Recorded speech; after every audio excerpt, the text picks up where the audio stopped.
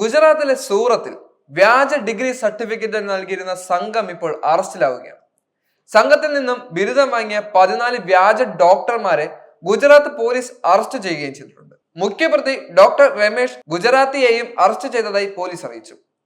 Board of electro homoeopathic medicine Gujarat നൽകുന്ന ബിരുദങ്ങളാണ് പ്രതികൾ വാഗ്ദാനം ചെയ്തിരുന്നത്. ഇവരുടെ പക്കൽ നിന്നും 100 കണക്കിന് അപേക്ഷകളും സർട്ടിഫിക്കറ്റുകളും സ്റ്റാമ്പുകളും അടക്കം പോലീസ് കണ്ടെത്തുകയും ചെയ്തു.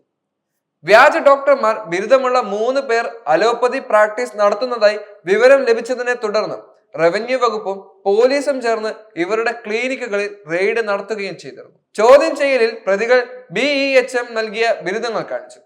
ഗുജറാത്ത് സർക്കാർ അത്തരം ബിരുദങ്ങൾ ഒന്നും നൽകാത്തതിനാൽ ഇത് വ്യാജമാണെന്ന് പോലീസിന് അപ്പോൾ തന്നെ വ്യക്തമാവുകയും ചെയ്തു.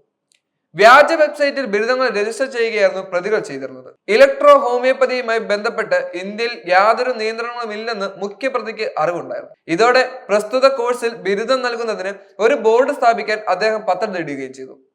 അദ്ദേഹം 5 പേരെ നിയമിക്കുകയും അവർക്ക് ഇലക്ട്രോ ഹോമിയോപ്പതിയിൽ പരിശീലനം നൽകുകയും ചെയ്തു.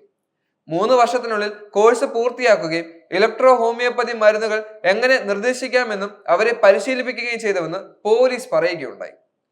ഇലക്ട്രോ ഹോമിയോപ്പതിയോട് ജനങ്ങൾക്ക് ധാരണയില്ലെന്ന് മനസ്സിലായതോടെ വ്യാജ ഡോക്ടർമാർ തങ്ങളുടെ പദ്ധതികൾ മാറ്റി ഗുജറാത്തിലെ ആയുഷ് മന്ത്രാലയം നൽകുന്ന ബിരുദങ്ങൾ നൽകാൻ തുടങ്ങുകയും ചെയ്തു. വെറും 8ാം ക്ലാസ് വരെ ജയിച്ചവർക്ക് പോലും 70,000 രൂപ വീതം ഈടാക്കി മെഡിക്കൽ ബിരുദ സർട്ടിഫിക്കറ്റ് നൽകി വരുന്നുവെന്നാണ് കണ്ടെത്തിയിരിക്കുന്നത്.